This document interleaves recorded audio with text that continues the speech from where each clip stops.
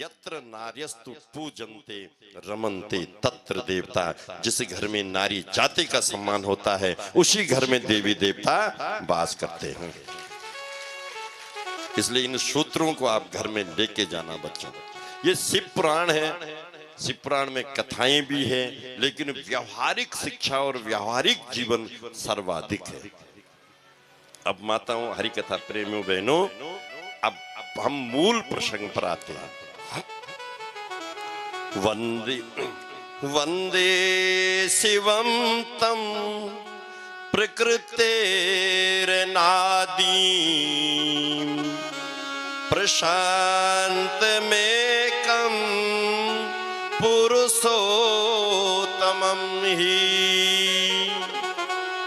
स्वामायया कृष्णमिदं हि सृष्ट्वा नभो वदन्तर बहिरास्तितो यहाँ।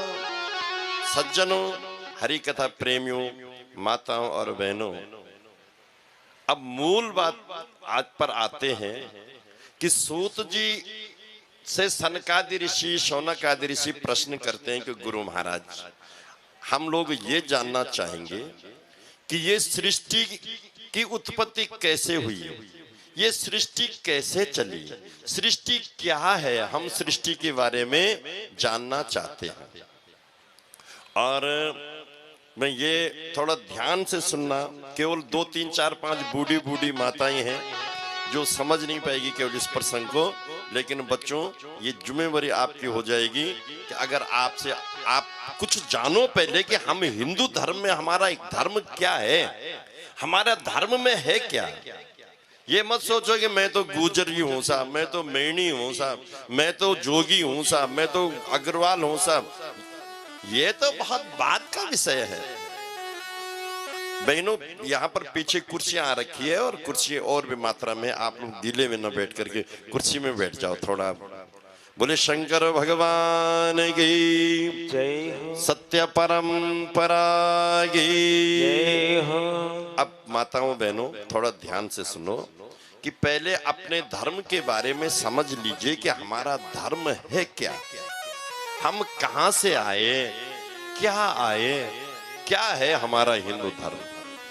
सचमुच में आज अगर हम लोगों के बच्चों का दोष नहीं है, बच्चों का नहीं दोष माँ बापों का है। उनको अपने बच्चों को बताना चाहिए कि बेटा हम आर्यवर्ती हैं, ये धर्म है हमारा, हमारे धर्म ऐसा होता है, ये हमारी उत्पत्ति है। लेकिन आज मैं समझता हूं कि उत्पत्ति की बात कोई घर में करेगा ही नहीं। क्यों जाएंगे, जबकि रोज भागवत कथाएं हो रही है, सब कुछ हो रहा है, लेकिन कोई समझता ही नहीं है। अब बहनों आप लोग बैठ जाओ अपनी अपनी जगह पर, बच्चों कोई बीच में नहीं आएगा, आप अपनी जगह पर बैठ जाओगे और मन से इस कथा को सुनोगे। अगर कोई बच्चा बीच में बोला ना, बेटा ऊपर बुला करके भजन करवाऊंगा मैं उसे, फिर तो तेरे से भजन करवाऊंगा और तू बीच में बोला, ठीक है ना बेटा। बोले शंकर भगवान की जय। सज्जनों, हरि कथा प्रेमियों, आप बुजुर्ग लोग बाहर बैठे हुए हैं और बहुत अच्छे ढंग से आप शिव पुराण की कथा सुन रहे हैं। पहले आओ कि सृष्टि कैसे चली, सृष्टि क्या थी। तो इस सृष्टि में पहले कुछ भी नहीं था।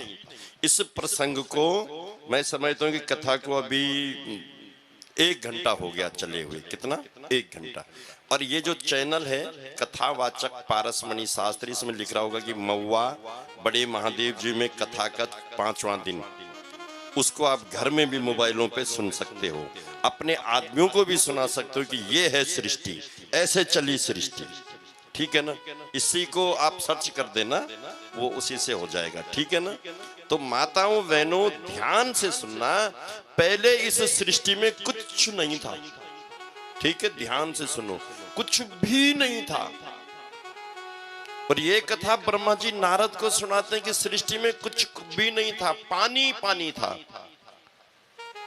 भगवान शिव अलग हैं और महेश अलग हैं, शिव अलग हैं और महेश अलग हैं, इनको एक ही मत समझना। तो जब सृष्टि में कुछ भी नहीं था, तो जो पार ब्रह्म परमेश्वर सच्चिदानंद घन प्रभु जिसको शिव कहते हैं, उसकी इच्छा हुई, जिसका ध्यान ब्रह्मा जी भी करते हैं, भगवान विष्णु भी क्षीर सागर में ध्यान उसी का करते हैं, और कैलाश पर्वत पर बैठ करके शंकर भगवान भी उसी का चिंतन करते हैं।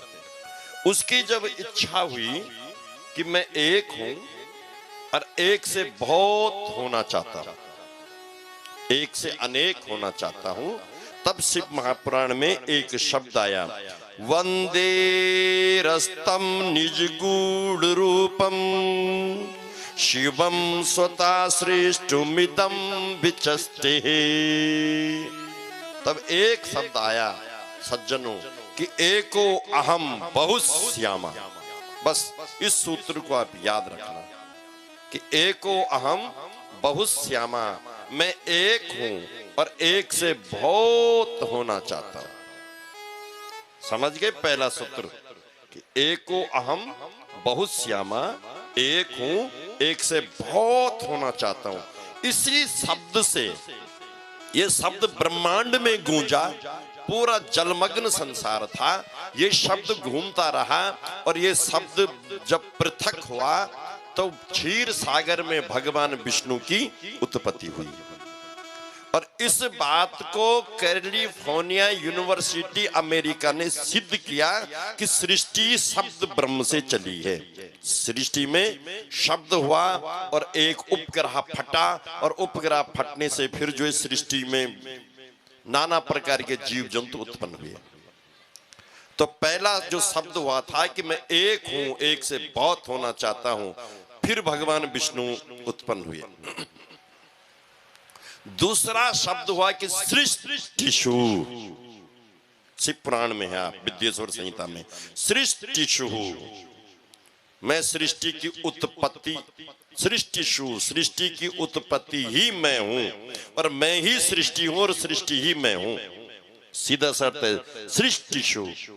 तब भगवान विष्णु की नाभि से कमल की उत्पत्ति होती है, और कमल की डंडी से ब्रह्मा जी की उत्पत्ति होती है। दूसरे शब्द से अब ब्रह्मा जी जो नाभि से कमल तंतु पैदा हुआ, उसको पकड़ करके, और ब्रह्मा जी भी जल के अंदर, तो पानी में जब पानी गिरता है तो आवाज आती है। शब्द सबके अलग होते हैं। चद्दर पर हम, लोहे की चद्दर पर हम अगर एक पत्थर फेंकेंगे तो अलग आवाज होगी।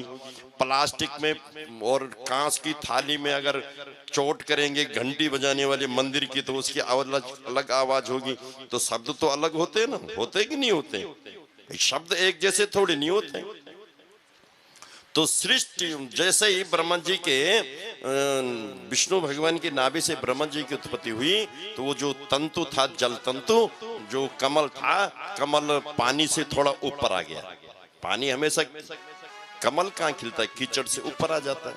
तो उस कमल की पखड़ियों से जब समुद्र जल में पानी गिरा, जो कमल की पखड़ी थी ना, तो उससे आवाज हुई कि तप तप तप। पानी में जब पानी गिरता है तो तप तप की आवाज नहीं आती है। आप लगाना कभी छत के नीचे बाल्टी, तो तप तप तप तप।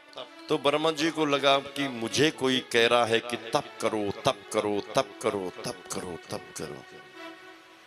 तो तप करने लग गए ब्रह्मा जी। कई हजारों वर्षों तक तप किया।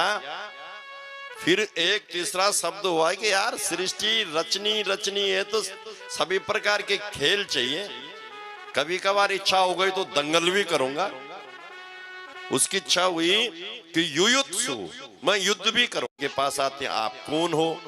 उन्होंने कहा कि देखो, विष्णु जी ने कहा कि देखो, तुम्हारी जो उत्पत्ति हुई थी, मुझे पहले ये पता नहीं कि मैं कौन हूं, कहां से आया हूं, लेकिन इतना जरूर जानता हूं कि मेरी नाभि से कमल उत्पन्न हुआ और कमल से तुम उत्पन्न हुए। इसलिए हो सकता है कि तुम मेरे से ही उत्पन्न हुए, तो मैं तुम्हारा बाप हूं। मैं तुम्हारा क्या हूं? मैं तुम्हारा बाप हूं। तो ब्रह्मा जी ने कहा नहीं, बाप कुछ नहीं, मैं हूं तेरा बाप। अब हो गया ना शुरू मामला। उस शब्द था कि युयुत्सु, युद्ध करेंगे। तो बाप बनने के लिए दोनों अड़े हुए हैं, बेटा बनने के लिए कोई तैयार नहीं। धीरे थोड़ी देर में जो दोनों आपस में गुंथम गुंथी होने लग गई और दे दनादन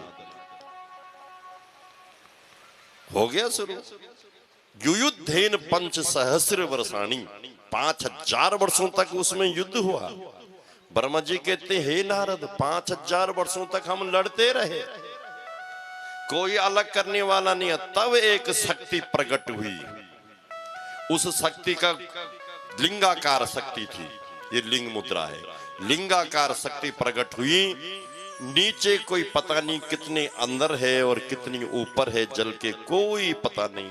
हम दोनों ने शर्त लगाई कि जो इसका पता करेगा वो पिता, और जो पता नहीं कर पाएगा वो पुत्र। तो ब्रह्मा जी कहते हैं कि मैं उस शक्ति का पता करने के लिए ऊपर की तरफ चला गया और भगवान विष्णु नीचे चले गए, पर हम थक गए, हार गए, लेकिन कहीं भी हम उसका पता नहीं कर पाए। मुझे क्या पता था, मेरे पहले 5 मुख थे। ब्रह्मा जी कहते हैं हे नारद बेटा, मेरे 5 मुख थे, मुझे क्या पता था कि उस भोले शिव की क्या माया थी। ऊपर से एक केतकी नीचे आ रहा था, उसी शक्ति के लारे लारे। मैंने उसको पूछ लिया कि तू कौन है। उसने कहा मेरा नाम केतकी है, और उसने झूठ बोल दिया कि मैं मैंने उसको पूछा कि तू कौन है, कहाँ से आया, तो उसने पहले सच बोला कि भैया मुझे पता नहीं कि मैं कहाँ से आया हूँ और कहाँ जाऊंगा, कहाँ गिरूंगा, कोई पता नहीं है। फिर उसने कहा आप कौन है। मैंने अपना परिचय दिया कि मैं समुद्र के अंदर पैदा हुआ हूँ, कमल की तंतु से पैदा हुआ हूँ, और मेरी और विष्णु की आपस में युद्ध हो रखा है, और शर्त ये बंधी हुई है कि जो इस शक्ति का पता करेगा पहले वो बाप है, जो नहीं कर पाएगा वो बेटा रहेगा। तो तब केतकी ने कहा कि हे ब्रह्मा, गीयमानो वितृष्णेन भव रोग औषधीभिः मनः श्रोत्र अभिरामश्च यथा सर्व अथर्थ सविः। तुम क्यों व्यर्थ का वो पाल रहे हो कि मैं इसका पता करूंगा। ब्रह्मा श्रुता सुतवच्चा शिव भक्ता प्रसन्न धो। हे ब्रह्मा जी, वो केतकी कहने लगा आप क्यों व्यर्थ में इसके पता करने के चक्कर में पड़े हो। भूतो न भविष्यति, आप कभी इसका पता नहीं कर पाओगे, कभी भी इसका पता नहीं कर पाओगे, आप जाइए यहां से। तो मैंने केतकी से कह दिया कि ऐसा करो, अपन एक काम करते हैं कि तू झूठी गवाही दे देना और बता देना कि मैंने पता कर लिया, और तुम साक्षी बन जाना केतकी।